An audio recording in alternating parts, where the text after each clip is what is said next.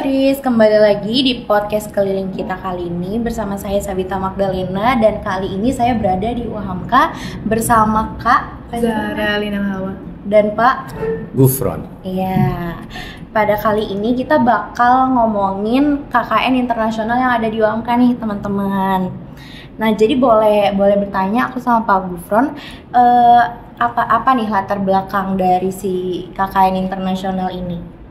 Ya, KKN internasional ini yang pertama memang bertujuan untuk melaksanakan kegiatan dalam bidang pendidikan. Iya. Karena KKN menjadi salah satu mata kuliah wajib yang harus diambil oleh mahasiswa UHAMKA.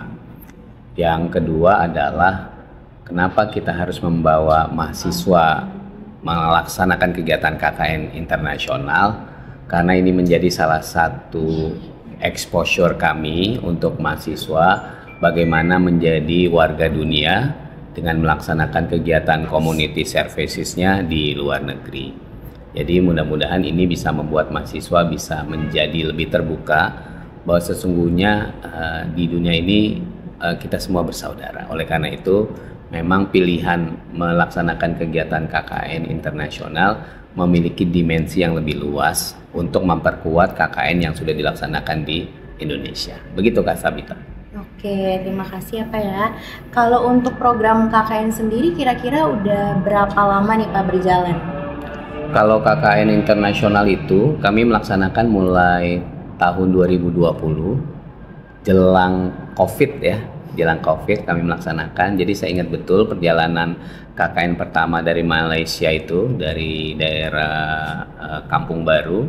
Kami pulang mulai ditembak oleh sinar laser ya. Nah itulah akhirnya KKN di tahun 2021 tidak bisa kami selenggarakan secara offline, dan juga tidak ada KKN yang dilaksanakan secara online ya, kecuali yang dalam negeri yang kami lakukan mengikuti kegiatan Kemdikbud. Jadi KKN internasional praktis akhirnya kami hentikan di tahun 2021 dan kembali mengudara di tahun 2022. Oke.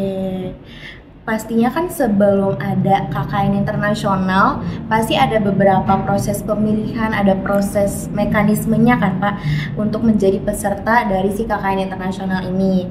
Kira-kira boleh dijelasin sedikit gak Pak proses pemilihan calon pesertanya tuh kayak gimana? Jadi kalau secara SOP biasanya kami mengirimkan surat kepada dekan memberitahukan kegiatan KKN baik nasional maupun internasional. Berikutnya nanti kami juga membuat flyer di berbagai media massa yang kami miliki. Setelah itu mahasiswa dapat mendaftar sebagai peserta. Bisa dibuktikan yang pertama mereka wajib punya surat izin dari orang tua. Yang kedua dia harus memiliki BPJS. Untuk kegiatan-kegiatan tertentu mereka diminta untuk melengkapi asuransi internasional.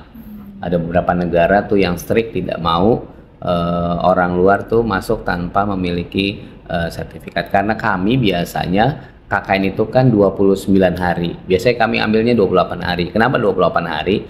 Hari ke-30 itu kami nanti bisa dideportasi kalau tidak memiliki visa.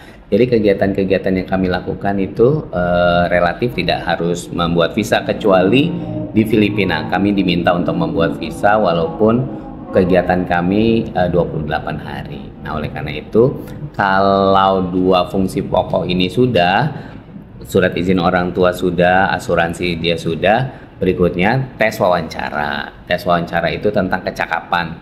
Apakah dia memiliki keterampilan khusus, karena biasanya yang mendaftar sebagai peserta KKN internasional sangat banyak sekali. Sementara kami biasanya mengirim setiap tahun itu dalam satu rombongan berkisar 8-18 orang. Oleh karena itu kami harus memilih betul, diseleksi, ada tim dosen, terus juga ada tim yang kami tunjuk untuk melaksanakan seleksi. Nah begitu Kak Vita. Terima kasih ya Pak ya. Selanjutnya aku punya pertanyaan nih buat Kak Ara ya. Jadi kan kalau tadi Pak Gufron udah jelasin dari sekian mahasiswa yang ternyata yang kepilih tuh sedikit kan, dan kakak juga yang pastinya salah satu yang terpilih. Gimana sih rasanya pas tahu nih kakak lolos gitu? Awalnya kayak aku nggak punya terlalu berharap untuk datang ke sana untuk jadi kontesan ya, iya. pesannya gitu. Cuman kalau untuk dijelaskan gimana perasaan itu, wah seneng banget. Seneng karena banget ya. first impression tuh pasti seneng banget, karena ini kapan lagi nih aku Iya. berangkat ke Thailand gitu kan untuk program proses PPL kayak gitu. Ini sih Kak Sabina. Oke, pasti seneng banget ya kak ya. Seneng. Dan kakak juga banyak ya teman-teman kakak, apa di antara teman-teman kakak cuman kakak gitu yang kepilih? Sebenarnya aku masih ada satu partner lagi, namanya Cynthia. Cynthia juga partner aku untuk berangkat ke sana ke Thailand selama 1 bulan di sana di Thailand. Oke. Thank you Kak Zara. Nah sekarang aku mau nanya nih Pak, kalau misalnya proses seleksi itu kan tadi dikit ya dipilihnya. Kira-kira kriteria apa sih, syarat khusus apa yang sampai kayak oh ini nih yang dipilih kayak gitu? Ini sekarang karena kita masih beberapa negara serumpun ya. Untuk di Malaysia kendala bahasa tidak menjadi masalah. Iya. Yang mulai repot tuh ketika ke Thailand ya, karena menggunakannya bahasa Thailand mereka. Sementara kan kita kan mahasiswa di UHAMKA nyaris bisanya bahasa Inggris, bahasa Arab, bahasa Korea karena Iya. K-pop itu. Untuk bahasa Thailand nggak ada yang bisa pasti. Nah akhirnya kami memaksa kalau untuk beberapa daerah tertentu kita pastikan ada basic yang harus mereka miliki, minimal bahasa Inggris tadi. Nah sekarang kami sedang program di KKN, misalnya kerjasama dengan salah satu perguruan tinggi, KKN-nya di Saudi. Nah berarti mahasiswa yang kita kirim harus paham bahasa Arab, karena agak kesulitan ketika mahasiswa kita lepas nanti di masyarakat tidak memahami bahasa lokal setempat, ada gap. Tapi memang kalau yang buat di Thailand ini kami menggunakan bahasa pengantarnya bahasa Inggris. Jadi kita harus memastikan dalam program KKN internasional yang non Malaysia dapat menguasai bahasa Inggris. Tapi kalau yang minimal kalau yang di Malaysia itu mereka bisa pasif lah ya. Tapi kalau yang di non Malaysia mereka harus aktif. Oke. Setelah proses, kan udah proses seleksi ini Pak ya, udah dapet juga nih pesertanya.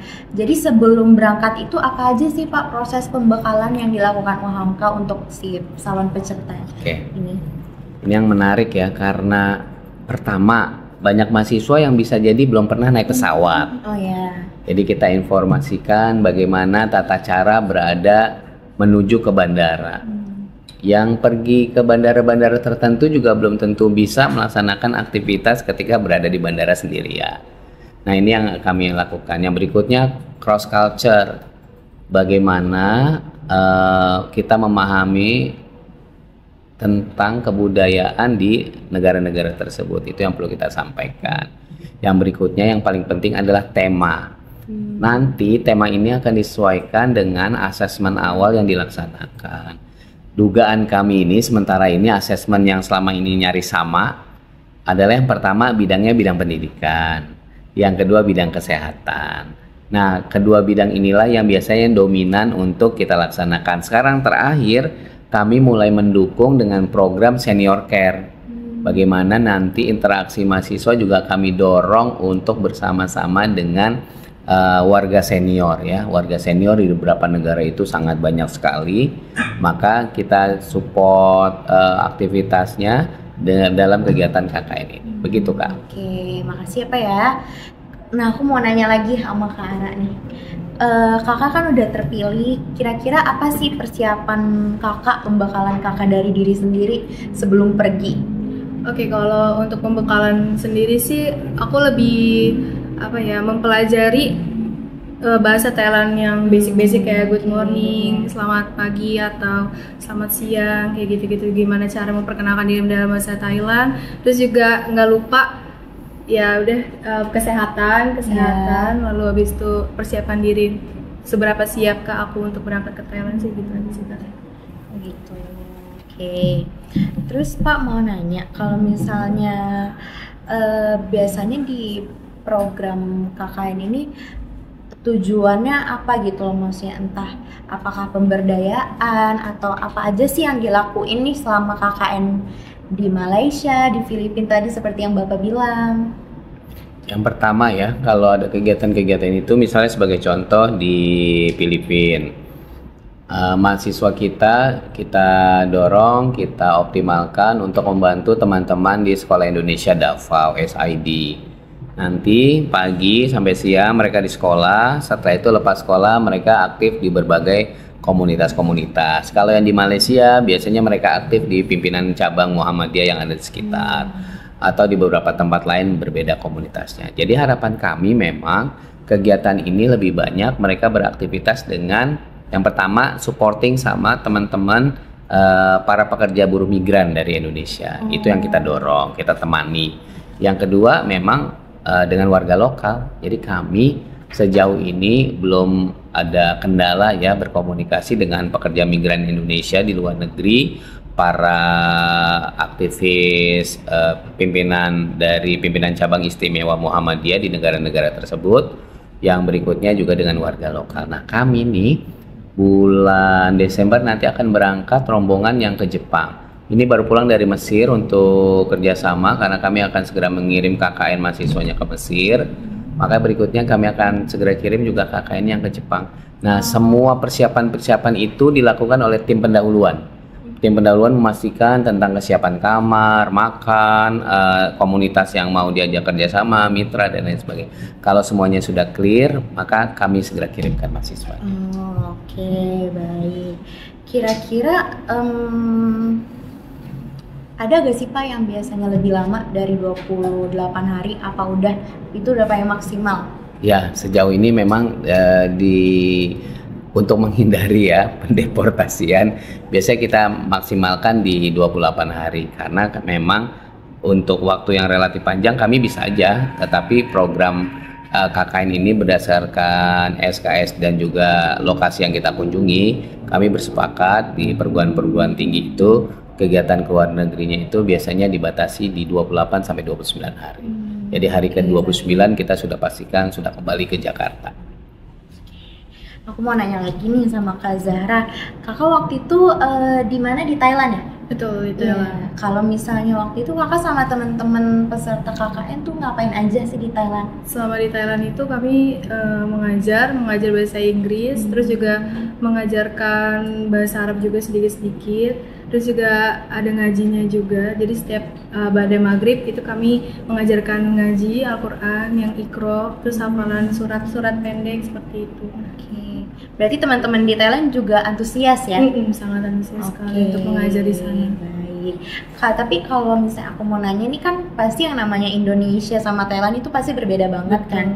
Kira-kira apa aja nih maksudnya yang culture shocknya yang kakak rasain pas nyampe di Thailand? Itu kalau untuk culture shock tuh sebenarnya nggak terlalu banyak ya, karena sebelumnya aku juga pernah ke Bali. Jadi di beberapa tempat Thailand itu banyak sekali kayak tempat beribadah gitu di jalan-jalanan, karena mayoritas orang Thailand itu kan Buddha atau Hindu ya, Buddha. Jadi banyak banget itu tempat peribadahan. Lalu culture shock yang kedua adalah makanannya asam-asam semua. Jadi aku kadang susah untuk menyocokkan lidah gitu. Kalau untuk masalah yang lainnya sebenarnya enggak, karena kita juga masih di Asia Tenggara, jadi kulturnya juga masih agak sama gitu.